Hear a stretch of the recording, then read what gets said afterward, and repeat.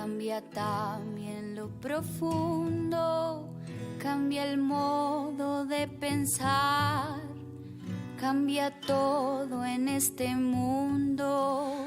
Cambia el clima con los años, cambia el pastor su rebaño, y así como todo cambia, que yo cambie no es extraño.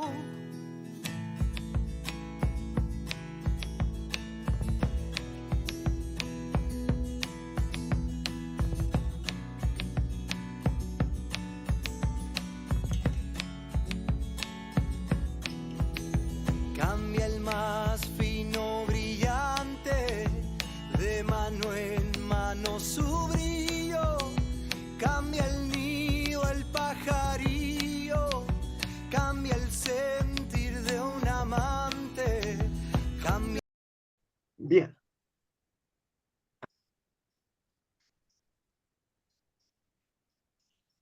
Amigos, amigas de Totum Revolutum, hoy tenemos en este espacio de experiencias y aprendizajes a un nuevo invitado que incorporamos a nuestro equipo de profesionales solidarios, que buscamos la justicia, trabajamos por la paz. Se trata de Claudio Ferreira, docente, abogado e historiador, pero especialmente un apasionado investigador de la historia. Buenos días, Claudio. Gracias por aceptar nuestra invitación al programa, a atendernos desde Lima, tu ciudad de residencia. Buenos días y muchas gracias por la invitación. Estoy dispuesto entonces a lo que ustedes quieran conversar. Un placer para nosotros también. Y como cada semana también nos acompaña Edgardo Cárdenas, nuestro coach, terapeuta sistémico y profesor de filosofía. Buenos días, Edgardo. Gracias por compartir esta mañana el Totum Revolutum. Buenos días, Salvador. Buenos días, profesor Claudio. Encantado de tenerle con nosotros. Es un placer, y una persona con un recorrido como el suyo, pues nos va a aportar mucho a todos los escuchantes de todos los países a donde llegamos. Gracias, Salvador. Gracias a ti. Claudio, sabemos de lo apretada que tienes la agenda, pero queremos contar contigo en este equipo de profesionales que buscamos la justicia, trabajamos por la paz a través de todo lo que ayude al desarrollo de las personas, a su realización. Sabemos que eres un gran educador, que has dedicado tu vida a la docencia y a la investigación histórica.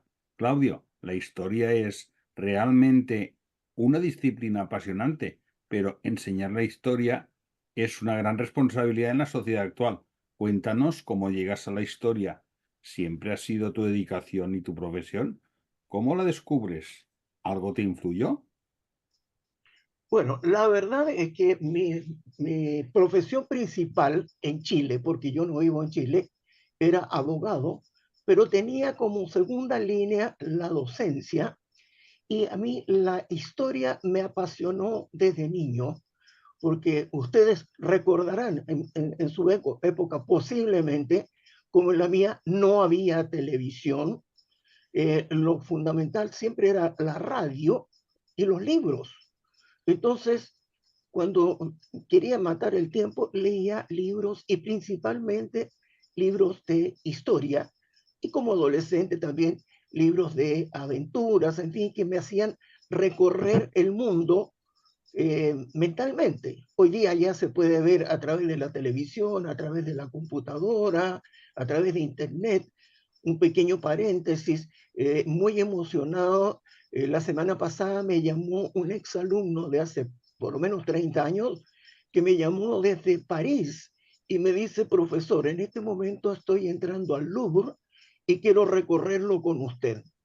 Y he tenido entonces la gran oportunidad de visitar el Louvre con mi exalumno, cosa que en mi época jamás se habría podido dar. De ahí entonces me apasionó la historia, y llegando a Perú me dediqué a la docencia y principalmente a la historia. Muy interesante. Gracias por compartir. Nos ayuda mucho siempre conocer el camino que recorre cada persona para inspirar el nuestro. Claudio, entrando en el tema que queremos tratar, nuestro espacio modestamente tiene como objetivo la transformación. Creemos en el cambio personal y de la sociedad. Desde esta perspectiva, nuestra conciencia personal siempre está desarrollada y entendida en una conciencia social a través de la pertenencia a un grupo. La historia es nuestra visión de quiénes somos, de tu experiencia y tu docencia. ¿Por qué es importante la historia? Bueno, yo sostengo, como muchos, que la finalidad de la historia es conocer el pasado para comprender mejor el presente y prepararse así para el porvenir. Porque es sintomático que los pueblos que olvidan su pasado están condenados a repetirlo. Y yo aquí aplico una máxima que es con lo que todos mis alumnos por décadas me reconocen y me identifican. Yo siempre digo que el error ignorado es error repetido. Y eso pasa con los pueblos que ignoran su historia, lamentablemente la repiten. De ahí la importancia que tiene entonces conocer la historia. Muy bien. Edgardo, ¿querías hacerle alguna pregunta? Bueno, realmente la historia para todos siempre es el marco de nuestras propias vidas y de esa manera como no, nos vamos relacionando con la historia, también nos vamos entendiendo a nosotros mismos, ¿no? Entonces, aquí desde este espacio que queremos promover, que las personas tengan un mayor nivel de conciencia, creo que el tema de la historia es fundamental porque de alguna manera influye claramente en cómo uno se ve a sí mismo y cómo se entiende en el lugar al que pertenece. ¿Es así, maestro? Totalmente, totalmente. Pero yo siempre digo que hay que tener mucho cuidado porque resulta que, y como historiador lo he comprobado, hay distintas historias y cada uno o cada pueblo cuenta su historia como él la ve, como él la conoce, lo cual no necesariamente es cierto. Muchas veces se establecen mitos o leyendas que se dan por establecidas, pero que propiamente no son historias. Y yo a mis alumnos, a los que siempre traté que desarrollaran el juicio crítico, les decía, no crean nada de lo que leen, no crean nada de lo que ven, no crean nada de lo que escuchan, ni me crean a mí, porque obvio, yo voy a contar las cosas desde mi punto de vista. Históricamente se ha comprobado, pero miles de veces, que los países cuentan la historia que les conviene y no siempre cuentan la verdad de la historia. Yo le voy a decir que en Facebook, incluso yo tengo un espacio que se llama La historia que no te contaron. Y he sacado otras, mis alumnos me han hecho sacar esa. Yo no sé si se conoce en España la expresión calatear. No, aquí no se conoce. Ya, pero eso es el equivalente a desnudar. Entonces, me han hecho sacar también un espacio que se llama Calateando la historia. Ya de forma muy jocosa, ya, pero calateando la historia. ¿Por qué? Desnudar la historia, quiere decir. Entonces. Exactamente, exactamente. Pero dicho en una forma más jovial, ¿no? Entonces, como historiador, mi misión es ser totalmente ecléctico y no dar fe ni a uno ni a otro, sino que plantear las cosas lo más objetivamente posible, pero al mismo tiempo dejar allí, como quien dijera, el gusanito de la duda para que el que me escucha diga, ah, esto entonces yo lo voy a investigar. Por eso le digo, no me crean a mí, ¿ya? Sino que simplemente yo planteo algo para que la persona diga, esto es interesante. Incluso yo he escrito varios libros y tengo uno que, dicho sea paso, fue el primero que escribí hace muchos años, que se llama Mitos y Verdades sobre la Revolución Francesa. Y en la universidad tuve alumnos de intercambio franceses y jocosamente al terminar el ciclo se me acercaban y me decían, profesor, gracias por enseñarnos una historia de mi país que yo no conocía. Obvio, porque la historia que le han contado no es la 100% veraz, sino que la que conviene. Pero es en todos los países donde se peca del mismo efecto entonces. Claro, claro, claro. Incluso tengo otra anécdota muy curiosa. Yo he enseñado en enseñanza media. Se entiende en España lo que es enseñanza media, ¿no? Sí, la Sí. secundaria. Secundaria. Y tocó la casualidad que llegaron dos gemelos, que incluso yo no los identificaba, los confundía. Y los dos eran de su salón los primeros, porque no estaban en el mismo salón, y por supuesto eran los primeros de la promoción. Entonces, cuando me tocó enseñar historia de España, que correspondía a aquella época, la reina Isabel y la unificación de España, yo dije, aquí cómo lo hago frente a estos dos chicos que saben tanto, que no sé, voy a quedar como ignorante, pero en fin.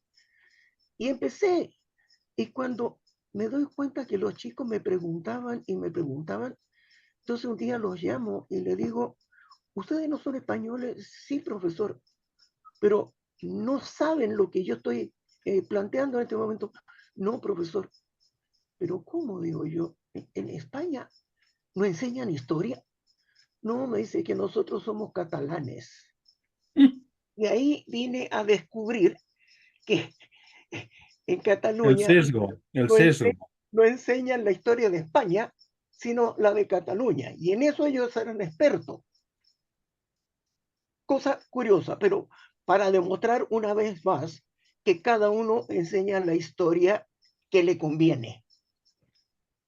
Aquí también cabría hacer una pregunta al hilo de lo que ha dicho usted. Hay un dicho que circula por ahí que dice que 1000 mentiras no pueden construir una verdad. Y a lo mejor puede ser repitiendo por diferentes motivos, pero por supuesto todos interesados, es que van a base de repetir mentiras, pues al final queda como que fuera una verdad. Y si nadie tose, pues bueno, pues adelante, ¿no? Bueno, yo no sé si será mito o no, pero dice que Hitler decía, mentir, mentir, mentir, que algo queda. Desde toda esta reflexión, entonces, es importante cuestionar la historia. Podemos decir que la historia depende de quien la escribe, porque es distinto quienes hacen la historia y quienes cuentan su versión de la historia. Amplíenos un poquito más este tema. Exacto, y como historiador creo que esa es mi misión, y una historia crítica, una historia cuestionadora. Por decir, si quieren un ejemplo, tanto se ha dicho, pero hasta el cansancio, que Japón atacó sorpresivamente a Estados Unidos el 7 de diciembre del 41 en Pearl Harbor. Y yo, Exactamente. cuando he hecho mis clases de historia, porque yo por internet, yo hago clases de historia, tengo montones de alumnos, y cuando pasé la Segunda Guerra Mundial, acredité con documento como el embajador de Perú en Tokio, en enero de 1941, el ataque fue en diciembre, en enero le dijo al encargado delegado de Estados Unidos que Japón iba a atacar Pearl Harbor. Y ese encargado de Estados Unidos escribió a su gobierno avisando en enero del ataque que iba a ocurrir en diciembre. Ah, Y muy sin bien. embargo, y sin embargo se manifiesta hasta el cansancio que Japón atacó sorpresivamente a Estados Unidos. No era ninguna sorpresa. Estados Unidos estaba esperando ese ataque. ¿Y por qué lo esperaba? Porque resulta que el pueblo norteamericano no quería entrar a la guerra, que ese era asunto de Europa y que lo vieran ellos. Entonces, estaba en aquella época el presidente Roosevelt con las manos atadas, no podía entrar a la guerra. Entonces, esperó el ataque a Pearl Harbor para entonces elevar el espíritu patriótico y como resultado 4 millones de norteamericanos se enrolaron al día siguiente del ataque a Pearl Harbor. Entonces, si no manifestaban que era un ataque de sorpresa, o si más bien defendían ese ataque, no se producía ese efecto. Pero ¿cómo se enseña? Se enseña que Japón atacó por sorpresa a Estados Unidos. ¿Se fija? Si dijeran la verdad, la cosa se desvirtuó. Estamos siendo tremendamente, no sé, manipulados. Entonces, debemos Así, concluir. así es. Lamentablemente a través de la historia se manipula a los pueblos. Frente a esta realidad, lo que nos puede venir bien esto es justamente lo que usted se dedica, ¿no? ¿Cómo cuestionar la versión de la historia? ¿Cómo averiguar si la versión que nos están contando y que a veces las tenemos ya asimilada, cómo fomentar ese espíritu crítico en la historia? Sobre todo también porque a veces puede haber una historia desde los vencidos y una historia desde los derrotados, desde Por, los por, ganadores. Claro, claro, la historia es de los vencedores, simplemente. Y los vencedores van a contar lo que a ellos les conviene. Y su pregunta, don Edgardo, evidentemente que es sumamente difícil llegar a establecer la verdad de lo ocurrido. Fíjese que a mis alumnos yo siempre les decía, vamos a estudiar historia, pero ¿qué es historia? Entonces les decía, ya, o hacía que ellos a la larga sacaran como conclusión que la historia es una ciencia social que estudia el pasado de la humanidad tratando de establecer la verdad de lo ocurrido y averiguando sus causas. Pero yo hacía énfasis en esa palabrita, tratando de establecer la verdad de lo ocurrido, porque es tan difícil y hay que empezar a hurgar, a buscar. Felizmente hoy día tenemos más facilidades que la que tuve yo cuando estudiaba en la universidad. Hoy día tenemos internet y en el internet podemos entrar a distintas páginas e ir confrontando lo que dice uno, lo que dice el otro y de ahí ir sacando conclusiones. Por ejemplo, gran parte de la historia antigua empieza con la Biblia. Y en la Biblia hay tantos hechos que son tan discutibles que hay que partir cuestionando la Biblia. Por ejemplo, tanto hemos oído hablar y hemos visto en el cine, del cual soy fanático, cómo Moisés salió con su pueblo y llegó al Mar Rojo y ahí se produjo el milagro de abrirse el mar, que el señor Cecil B. DeMille nos puso una imagen grandiosa con el mar que salía por los dos lados y ellos pasando por el medio. Pero resulta que yo hago la simple pregunta. Mucho antes que Moisés, Abraham, que salió de Ur Caldea, buscando la tierra prometida, y cuando pasaban hambre por el desierto, se dirigieron a Egipto y después regresaron. Ahí hay una historia muy curiosa y desconocida también, como Abraham vendió a su media hermana, que era su esposa Sara, al faraón. ¿Ya? Bueno, el asunto es que si uno toma el mapa que siguió Abraham desde Ur para llegar a Egipto, en ninguna parte cruza el Mar Rojo. Porque si uno toma Egipto desde, digamos, a la altura de el Cairo, podría ser hoy día, aunque eran otros lugares en esa época, se va en línea recta a Israel y no necesita bajar a cruzar el Mar Rojo. ¿Por qué? No se sabe, pero eso es lo que cuenta la Biblia. Pero si uno mira el mapa, se va a dar cuenta que es un absurdo que Moisés haya cortado hacia el sur y de ahí cruzar el Mar Rojo, cuando en realidad bastaba que desde donde estaba se fuera en línea recta y no pasaba por ningún mar para llegar a Canaán. Bueno, Sí, la Biblia siempre se ha cuestionado como un relato histórico, más bien es un libro justamente de interpretaciones, como nos lo han dicho ya los teólogos, ¿no? Pero claro, lo más importante creo que son las versiones que del mismo acontecimiento, sobre todo cuando es algo que tiene que ver con la identidad de la gente, de los pueblos, cómo cuando una persona, como decíamos, la versión de los ganadores muchas veces es diferente porque incluso la voz de los perdedores no se ha podido escuchar o no se ha podido escribir, ¿no? Esa es una de las cosas que a veces no se comprenden o no se tienen en cuenta. Así es, así es. Ahora, fíjese un hecho anecdótico.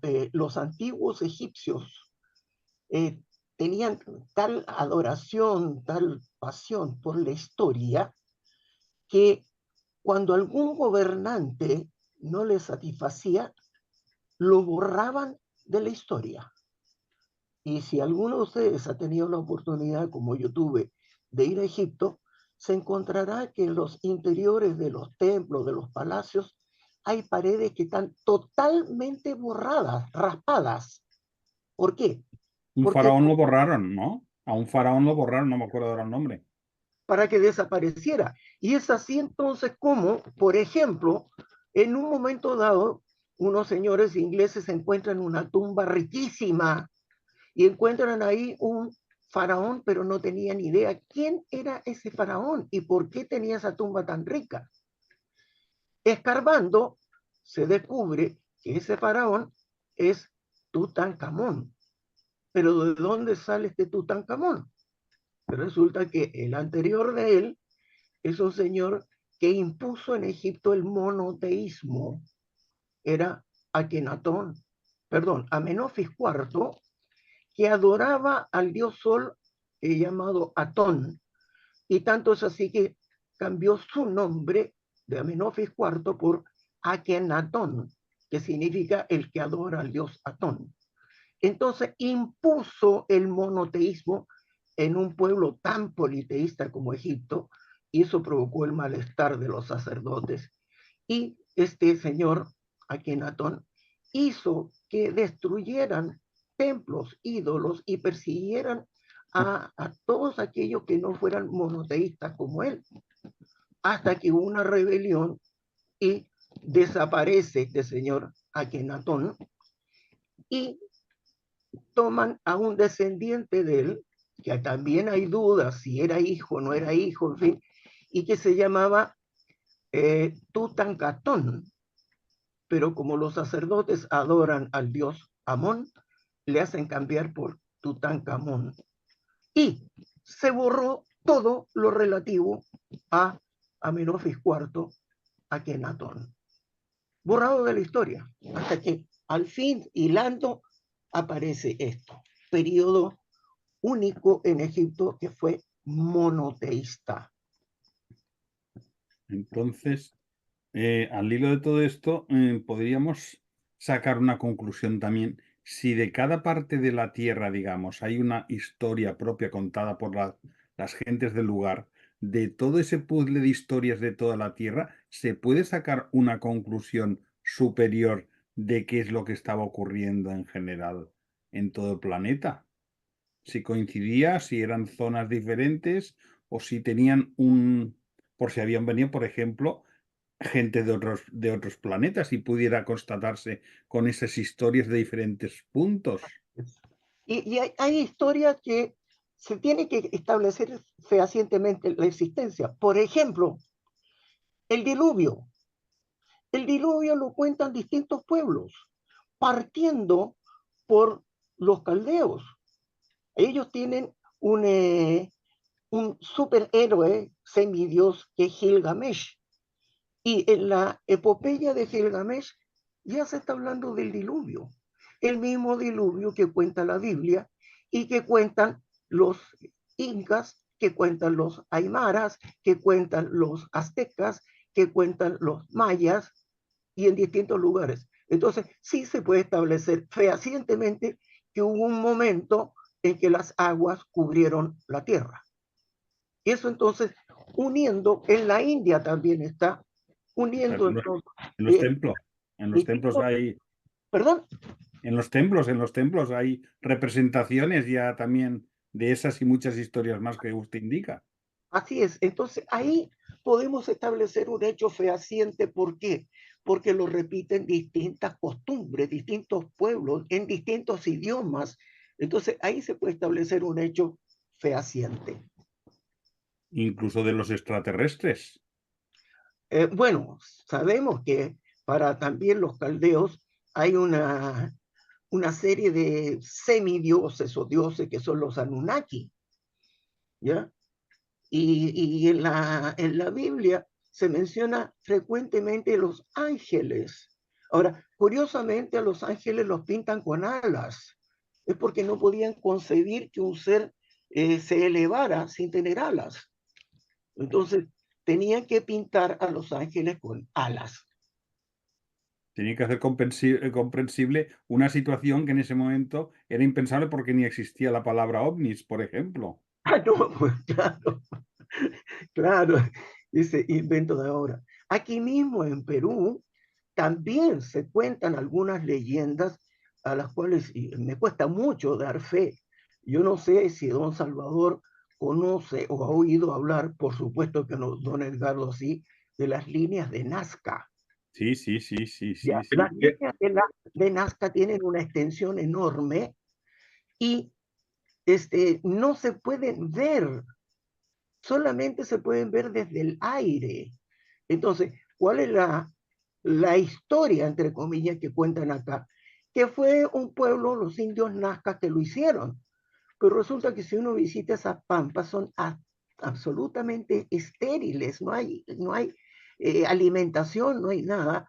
Y esas líneas no se pueden hacer de un día para otro.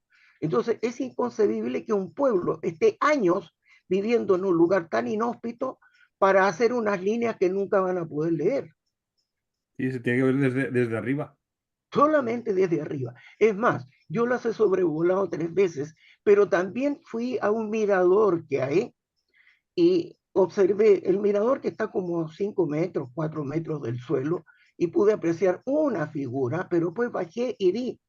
Y yo imaginaba que esas líneas tenían 1 metro o más de 1 metro de profundidad. Y no, es un poco más de 1 pulgada. Entonces, está raspado así en el suelo. Ahora, hemos encontrado Caral, por ejemplo, apareció dentro de unas lomas. El polvo las había cubierto. Y yo digo, si las pirámides que han ido apareciendo, los templos, han estado cubiertos de polvo, ¿cómo en tantos siglos las líneas de Nazca, que solamente tienen poco más de 1 pulgada de profundidad, no han sido cubiertas por el polvo? Mm. Son cosas curiosas. Curioso. ¿Qué La dice verdad. don Edgardo? ¿Las visitó? No, no he tenido la oportunidad, pero Uy, hemos hecho un programa especial con un especialista que la sobrevoló y que ha escrito un libro.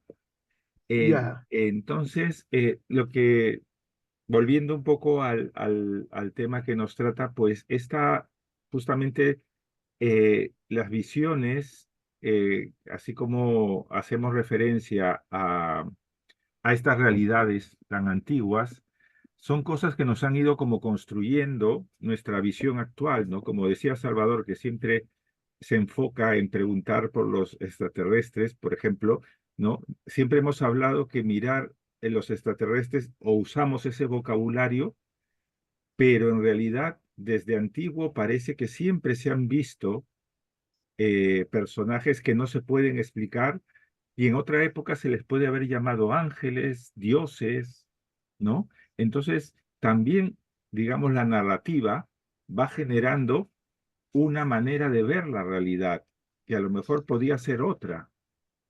¿Qué le Así es. parece? Sí, totalmente de acuerdo con lo que está diciendo usted, totalmente de acuerdo.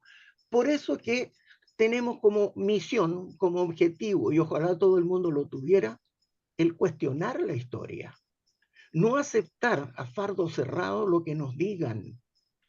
Fíjese que yo, siendo chileno, aquí en Perú tengo un grupo grande de exalumnos que me han pedido que les enseñe historia del Perú. Y resulta que la historia que yo les he enseñado, me dicen todo, pero profesor, o sea, nosotros nunca nos dijeron eso. Efectivamente, hay una historia oculta. Por ejemplo, el héroe máximo de acá de Perú es don Miguel Grau, el caballero de los mares. Y resulta que Miguel Grau estuvo 2 veces preso y en una de ellas fue acusado de traición a la patria. Pero eso no lo dicen, ¿ya? ¿Por qué? Porque sería como, tal vez piensan ellos, empañar la figura de Miguel Grau, al contrario, ¿no? Si uno sabe, enaltece más a Miguel Grau, pero a la larga se empaña la historia del Perú. Claro, Si se eso, sabe, eso tendría que ver con algo muy interesante, que es quién tiene autoridad para contar la historia, ¿no? Porque parece como que existe esa historia oficial, siempre nos hemos acostumbrado a la que da el Ministerio de Educación, el Ministerio de Cultura, la que así, está en los archivos, pero ¿quién, o sea, cómo se puede hablar de autoridad en el tema de la historia? ¿Usted cómo lo ve este aspecto, no? Porque claro, puede aparecer ahora alguien y cuenta la historia completamente diferente. De acuerdo a otros intereses también se puede justificar de la misma manera, ¿no? Entonces, así ¿cómo es. se puede, digamos, dar autoridad? ¿En qué consiste esa autoridad para contar los hechos? Bueno, la persona que lo hace tiene que tener un respaldo necesariamente, porque si no, simplemente lo acribillan, lo hunden y hacen cualquier cosa de él. El ideal sería que las universidades tuvieran investigadores de historia y tuvieran a su vez la libertad de publicar esas investigaciones, porque también se van a encontrar con problemas que el gobierno puede este, rechazar. Entonces todo viene de un ministerio de educación, ojo, entre comillas, que yo sostengo que hoy no hay educación, sino que hay instrucción, porque ya la escuela, el colegio, no educa, solamente instruye. Entonces, yo le cambiaría el nombre de partida, le pondría Ministerio de Instrucción Pública y no Ministerio de Educación Pública.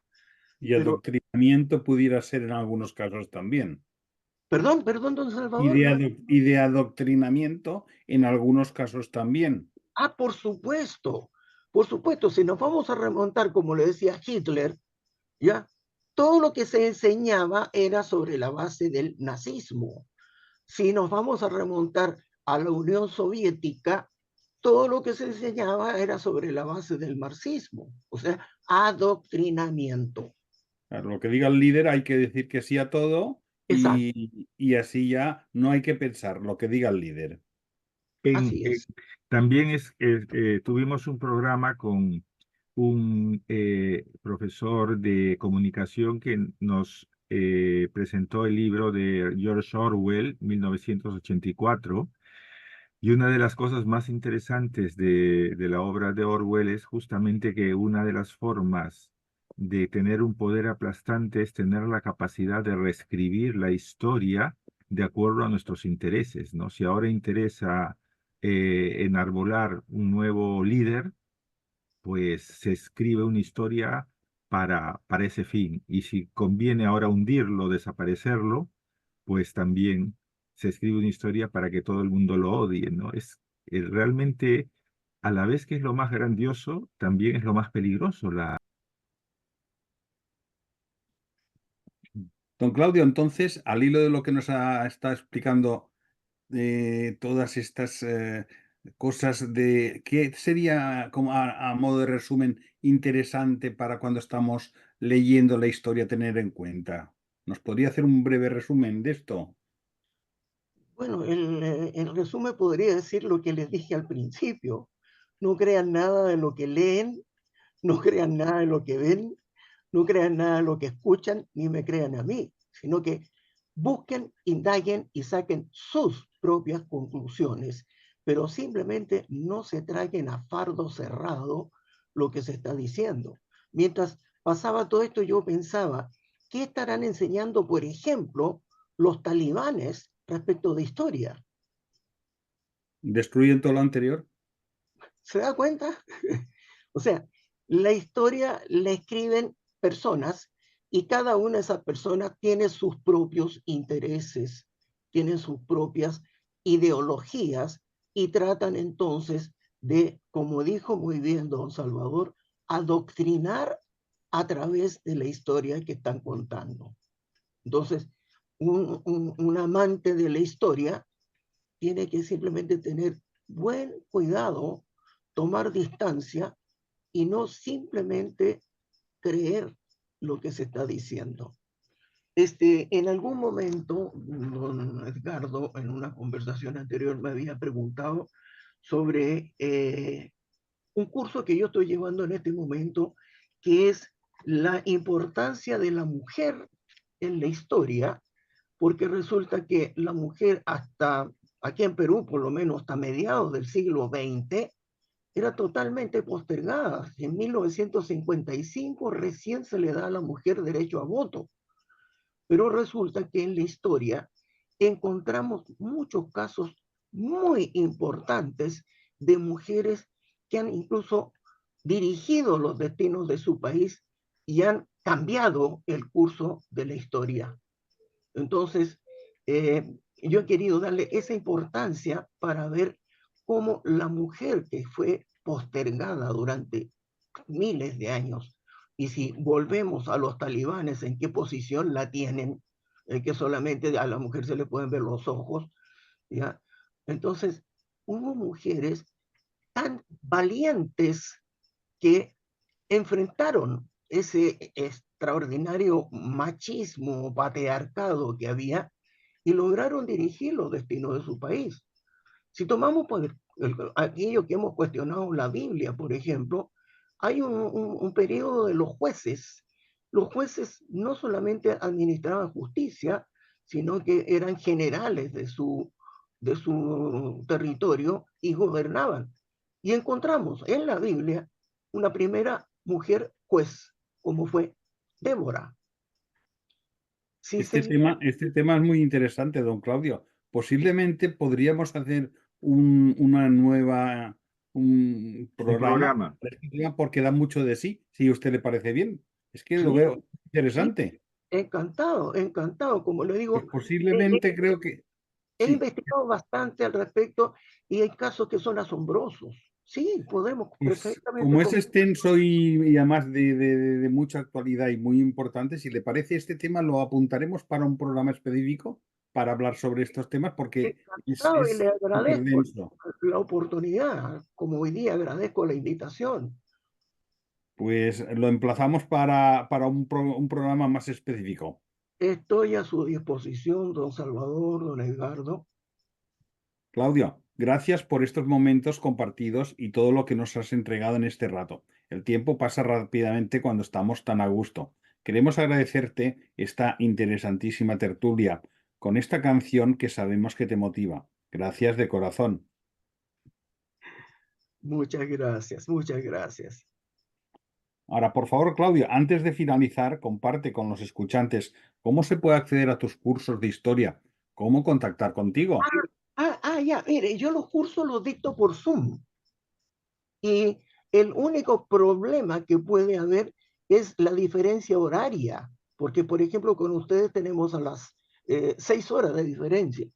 Yo los cursos los dicto a partir de las 6 de la tarde, que para ustedes ya son las 12 de la noche. Pero Pero por dónde se puede contactar es a, lo a importante. eso iba, el curso yo lo dicto por Zoom.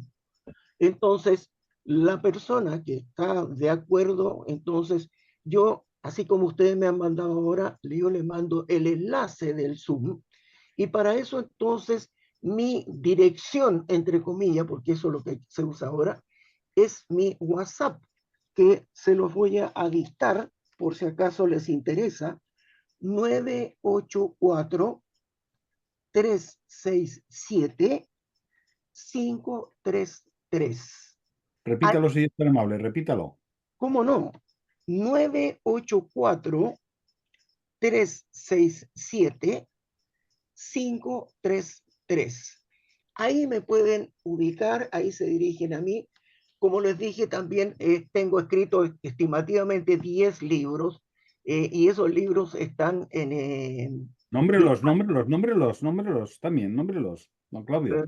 A ver, voy a tratar de hacer memoria. El primero fue Mitos y Verdades sobre la Revolución Francesa. El segundo fue algo que fue a petición porque mis alumnos me lo pedían porque les ha servido muchísimo que no obstante no figurar en ninguna currícula de los colegios, yo les enseñaba los 4 pasos fundamentales de toda actividad humana, así se llama el libro, que es un libro formativo, donde se dice que como son fundamentales necesariamente cualquier actividad que uno desarrolle, tiene que necesariamente seguir esos 4 pasos, que son la elaboración de un plan con objetivos, procedimiento y responsable, la ejecución de ese plan, segundo paso, el control de esa ejecución, tercer paso, y la evaluación del mismo, que sería el cuarto paso. Entonces, ese sería el segundo libro, los 4 pasos fundamentales de toda actividad humana. Después, tengo algunos libros que son ya novelas, o para usar un término pesar que no me gusta mucho, desvirtuar nuestro rico idioma, que es el castellano. Ojo, no el español, como dicen por ahí, porque yo no sé si ustedes están en España y han escuchado a alguien hablar en español. Lo importante sería, ¿se pueden encontrar en algún sitio de internet No, esos libros los tengo yo solamente. a través suyo, ¿verdad? Y tiene también Facebook, ¿no? Sí, también tengo Facebook. Claudio Ferreira. Lo pondremos en el programa. Muchas gracias, muchas gracias. Bien, ¿algo más? Pues una oportunidad para que los lectores y los escuchantes puedan buscar Claudio Ferreira y ahí encontrarán más sobre usted y la forma de contacto. Quisiera terminar brevemente. Sí. Tengo otro libro que puede ser muy interesante, sobre todo para aquellos que no conocen la zona, que se llama La desaparición del Boeing 767 en la selva peruana. Y es un thriller, no me gusta la palabrita, pero para que se entienda, de ciencia ficción. Y aparte de eso, tengo 2 libros basados, yo vivo en un pueblito acá cerca de Lima, que se llama San Bartolo, donde hay leyendas urbanas, donde hay casa embrujada y la aparición de ciertos seres. Entonces, tengo un libro que se llama Muerte en San Bartolo, y a petición de mis lectores escribí la segunda parte que se llama Los Muertos de San Bartolo. Perfecto.